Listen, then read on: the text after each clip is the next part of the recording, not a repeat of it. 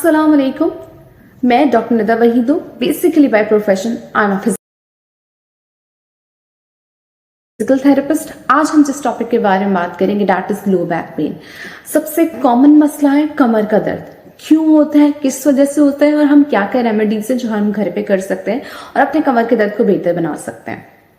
तो सबसे पहले हम देखें कमर का दर्द है क्या। कमर का दर्द अगर आपके बैक साइड पे पीछे, अगर आपके रिब्स से नीचे वाले एरिया में, अगर आपके हिप्स के लेवल तक अगर आपको कोई पेन हो रहा है, that is called low back pain. अच्छा, हर बैक पेन की कैटेगरीज होती हैं। एक्यूट होता है, सब एक्यूट होता है, क्रॉनिक होता है।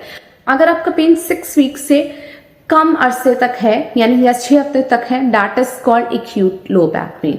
अगर आपका 6 हफ्ते से 3 महीने तक है, दैट इज कॉल्ड सब एक्यूट बैक पेन यानी। और जो थर्ड वाली कैटेगरी है जो हमारे पास क्रॉनिक लो बैक पेन आता है, वो कैटेगरी अगर आपका 1 साल से ऊपर आपको कमर का दर्द हो गया और वो ठीक नहीं हो रहा और वो कंटिन्यूस है, that is called chronic low back pain.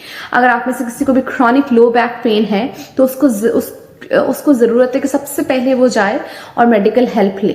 सबसे पहले हम लो बैक पेन की बात करें, हमारी कमर में सबसे पहले जो हड्डी होती है जिसको हम वर्टिब्री कहते हैं, और वर्टिब्री के बाद हमारे पास मसल्स होते हैं, लिगामेंट्स होते हैं, फिर उसके बाद हमारे पास डिस्क होती है और नर्व्स होती हैं। यानी अगर किसी को भी बैक पेन है, या तो उसको लिगामेंट का मसला हो सकता है, या डिस्क का मसला हो सकता है, या वर्टिब्री का मसला हो सकता है, या मसल्स और नर्व का मसला हो सकता है। अगर मस्कुलर मसला होगा, that is called muscle spasm, यानी कमर में अकड़ाव हो गया या पट्टों में खिंचाव हो गया, जो हम नॉर्मली हम लैंग्वेज यूज करते हैं। इसका पेन होगा या नर्व का पेन होगा, जिसको हम किस तरह का होगा, जिसको हम आम जबान में अर्कोनसा का दर्द भी कहते हैं। तो आपकी जो टांग में ट्रेवल करेगा एक लाइन सा होगा। अब वो डिपेंड करता है कि वो पाँव तक जा सकता है या घुटने तक जा सकता है, लेकिन वो उसको हम शाटिका कहते हैं यानी अर्कोनसा। तो अलग अलग तरह के जो पेन है उसके हिसाब से अलग अलग ट्रीटमेंट होते हैं। शाटिका का पेन कहते हैं अर्कोनसा का पेन। अगर आपको वर्टिब्री या डिस्क का मसला है तो प्रोलैप्स डिस्क हो सकती है, डिस्क हर्निएशन हो सकती है, स्पॉन्डाइलोसिस लिस्थेसिस हो सकता है, स्पॉन्डाइलिस्थेसिस हो सकता है। तो इनमें से कोई भी एक इशू हो सकता है। According to pen, according to issue हम जो है ट्रीटमेंट हमारा डिफरेंट हो रहा होता है। अगर आपको डिस्क इशू है या स्पॉन्डाइलोसिस लिस्थेसिस का इशू है या आपको शाटिका का इशू है, तो आपको सबसे पहले चाहिए मेडिकल हेल्प लें। किसी भी प्रैक्टिशनर के पास चले जाएं, फिजियोथेरेपिस्ट के पास चले जाएं। अकॉर्डिंग टू डैट वो आपकी असेसमेंट के हिसाब से आपको एक्सरसाइजेस बता देगा, फिर आप उसको जो भी प्रोटोकॉल होगा आप उसको फॉलो करें। और अगर आपको नॉर्मली कमर में दर्द रहता है, अक्सर लोगों को कमर में दर्द का इशू होता है, और रीज़न क्या क्या हो सकते हैं, जॉब हो सकती है, उनको ऑक्यूपेशन इस तरह के जिसमें उनको बैठने का काम ज़्यादा हो सकता है। अगर आपका पोस्चर ठीक नहीं होगा, ख़राब पोस्चर अगर आप अडॉप्ट करके रखेंगे, यानी अगर आप ख़राब तरीके से बैठ रहे हैं तो आपको ऑटोमेटिकली आपको बैक पेन इंक्रीज हो जाएगा। अगर आपका पोस्चर ख़राब है, आपकी पूरी जो बॉडी की जो मैकेनिक्स है, यानी आपने टेढ़े बैठे हुए हैं, आप फोन यूज करते हुए टेढ़ा बैठे हुए हैं, या आप काम करते हुए टेढ़ा बैठे हुए हैं, या आप कंप्यूटर यूज करते हुए आपकी बॉडी की पोजीशन सही नहीं है बैक की, तो वो आपको बैक पेन क्रिएट कर देगा। दूसरा, आपका एज के साथ साथ भी क्या होता है, बैक पेन इंक्रीज हो जाता है।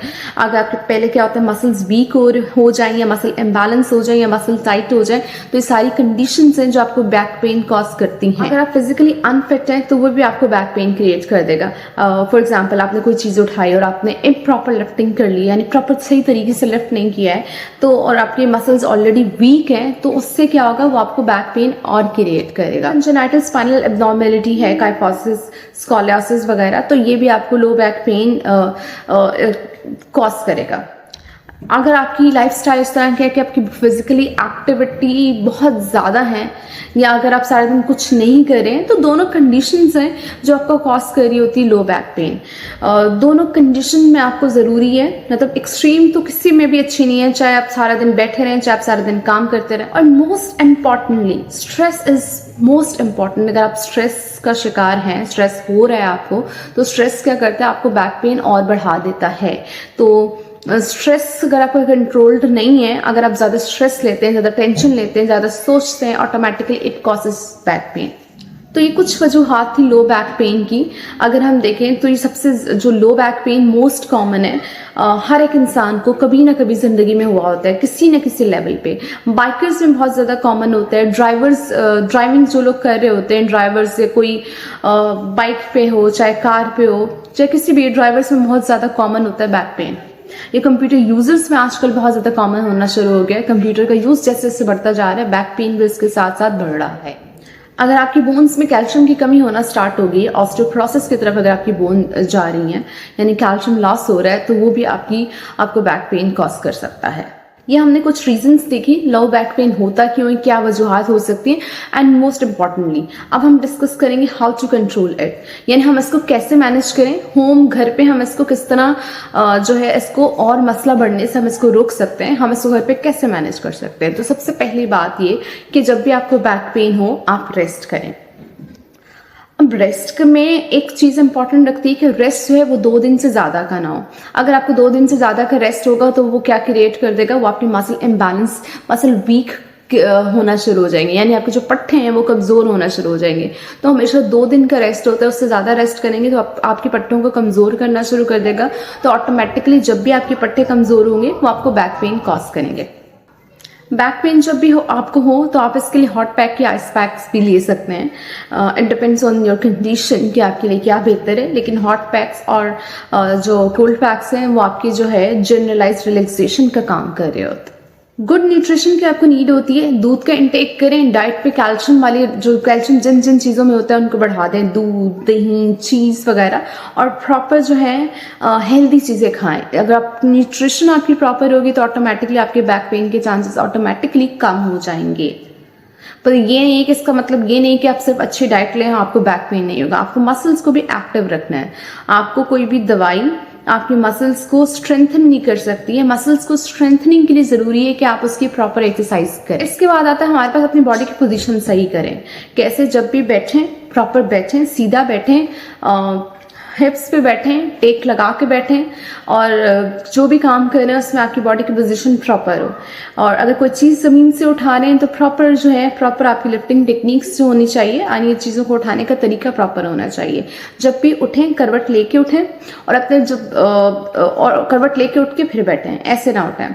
और जब भी सोएं तो आप इस चीज़ का ध्यान रखें, जो भी आपका मैट्रेस है बहुत ज़्यादा हार्ड ना हो या बहुत ज़्यादा अंदर धसा हुआ यानी सॉफ्ट ना हो। दोनों कंडीशन आपको बैक पेन कॉज कर रही होती हैं। जब भी सोएं करवट लेके सोएं, और जब सोते हुए अपनी बॉडी का पोस्चर ठीक रखें, पोजीशन ठीक रखने की कोशिश करें जितना आप ठीक रखने कर सकते हैं।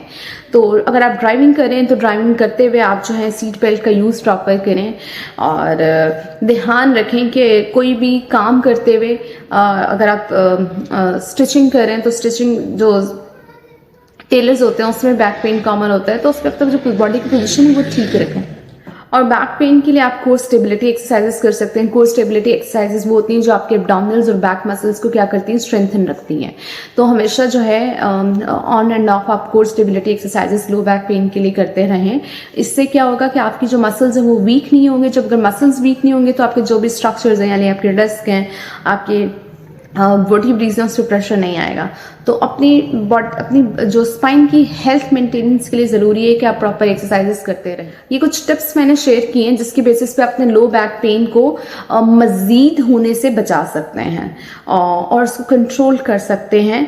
तो हमेशा एक्सरसाइजेस की रिप्लेसमेंट कुछ नहीं होती। आपको अपनी हेल्थ को, बैक की, स्पाइन की हेल्थ को मेंटेन करने के लिए एक्सरसाइज ज़रूरी करनी चाहिए। अगर इसके अलावा अगर आपका बैक पेन का इशू बहुत ज़्यादा सीवियर है, कंट्रोलेबल नहीं हो रहा इन टेक्निक्स को फॉलो करते हुए, तो आप अपने किसी भी नियर बाय मेडिकल प्रैक्टिशनर को दिखाएं, आप फिजिकल थेरेपिस्ट को दिखाएं। वो अपनी कंडीशन को असेस करते हुए आपको एक होम एक्सरसाइजेस प्लान बताएगा और आपको होम एक्सरसाइजेस प्लान फॉलो करने की नीड है। Thank you so much. अगर आप कोई भी बीमारी से रिलेटेड कुछ भी जानना चाह रहे हैं, कोई भी फिजिकल थेरेपी ट्रीटमेंट जानना चाह रहे हैं, कौन सी एक्सरसाइजेज आप फॉलो कर सकते हैं, तो आप कमेंट सेक्शन में कमेंट कीजिए। तो इंशाल्लाह उन टॉपिक्स के ऊपर मैं आपके साथ आगे और वीडियोस बनाऊंगी। Thank you so much. अपना ख्याल रखिएगा। अल्लाह हाफिज।